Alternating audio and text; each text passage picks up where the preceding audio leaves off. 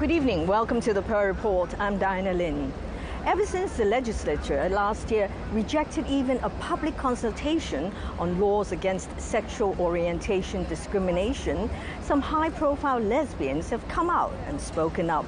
Producer Erica Poon looks at the struggles lesbians face in the community and where Hong Kong stands in LGBT acceptance.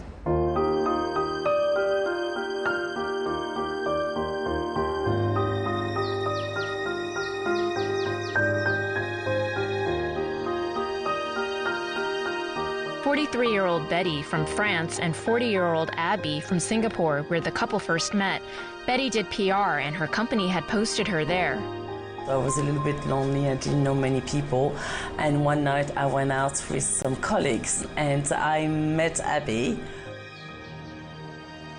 We have eye contact on the dance floor. We have that sort of interest, but not sure whether is she gay or not. And but we kind of chatted and then exchanged mobile numbers, and then that's start of the history of us being together.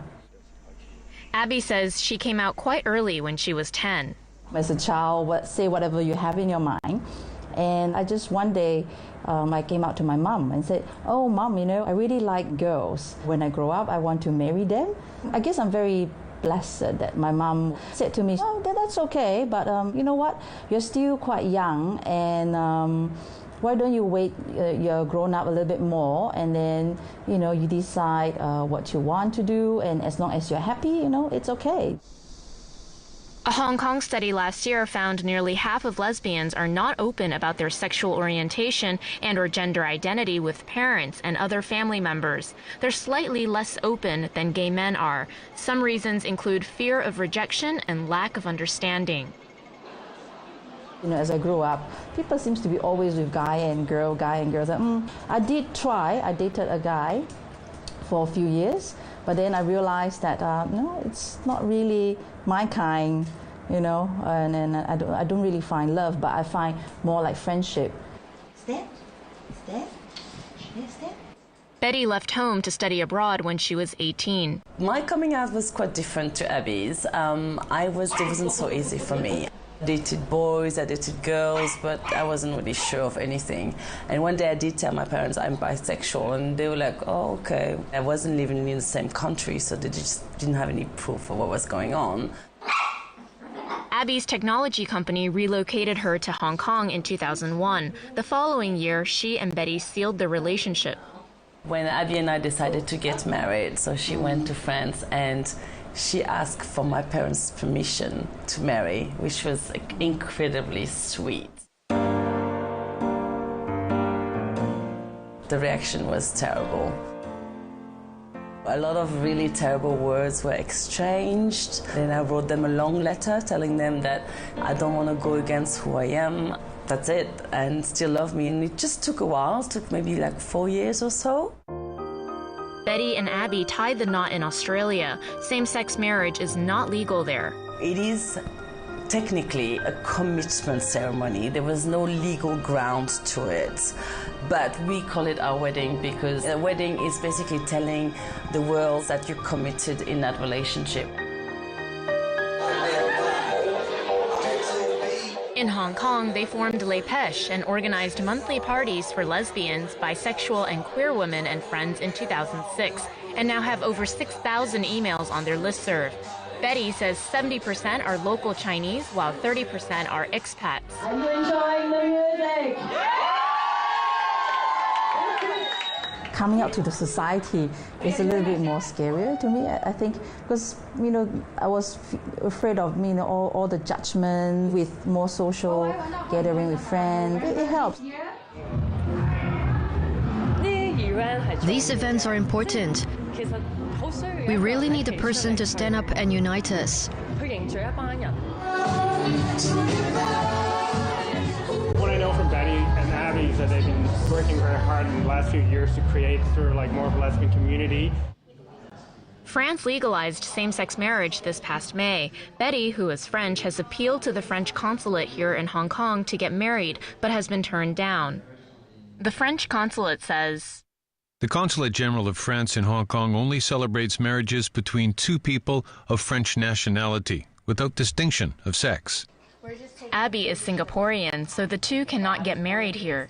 We are in a very committed relationship. Why give other people the rights to tell us that we cannot actually have that relationship? And we're talking about basic right. We're not asking for any special treatment. But Hong Kong seems far from ready. Last year, legislator Sid Ho initiated a motion for a public consultation on legislation against sexual orientation discrimination. Legislation against discrimination would definitely help to protect the LGBT sector from the sexual harassment in the workplace. That is only the one step forward. And of course, we are also looking for a bill to provide for the right to family or the right to marriage for the LGBT, so that every adult, whatever their sexual orientation, could form a family of their own and could enjoy the love and affection of their spouse. But many lawmakers and the government opposed the public consultation. We have to think carefully if it is a good time to launch a comprehensive consultation on the issue, especially for some highly controversial issues affecting the social structure, such as legalizing same-sex marriage.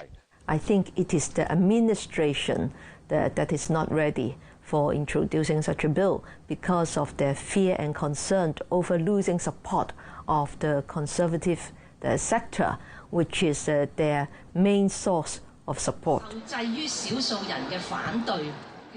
Earlier this year, Sid, along with other public figures, formed Big Love Alliance. We formed this to hopefully allow the general public and, of course, also the media to shed a more positive light on the LGBT community and the development of gender identities in Hong Kong. Gigi Chow made headlines last year when her father offered $500 million to lure a male suitor after she and her partner Sean sealed their union in a church ceremony in France. I guess I didn't know how to react. It's just a concept very foreign to the older generations. Big Love Alliance has a new book. The book is really about sexual minorities in Hong Kong, allowing a lot of contributors to just talk about the topic in an almost casual way. Singer Denise Ho came out last year. I just felt that that's what I should do, at that moment, at that time. I was pretty lucky because the first few persons that I told, they were quite supportive. And I think that if the first person that I told was very negative, it would have more negative effect on me and I wouldn't have been so open afterwards. I'm not sure if some people, because I came out, that they I don't like you anymore. Well, that's okay, I think everyone has their option and their choices. After I came out, I received quite a number of emails or messages on Facebook and such. For example, there was a teacher who wrote to me and she said that in her environment she really cannot expose herself or her identity.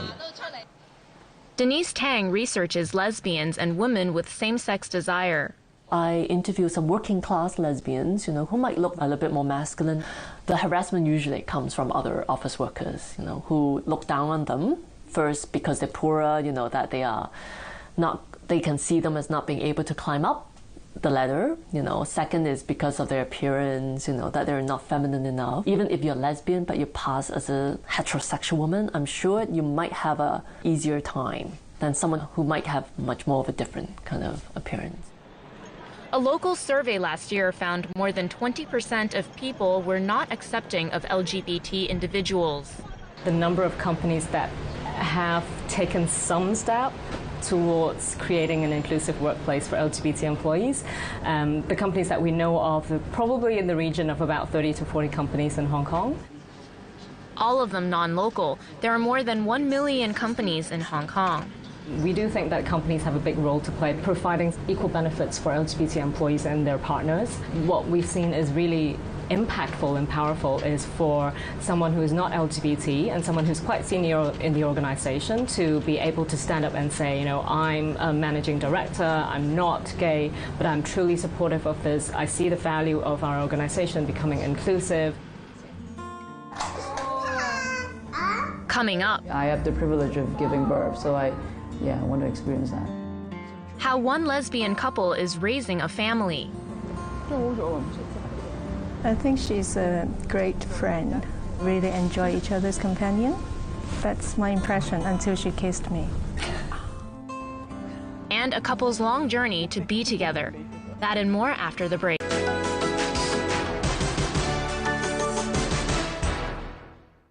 Welcome back to the PART report. Church-state separation. 喺 ESSO， 我哋嘅燃油有助清除引擎有害沉積物，發揮順暢行車表現。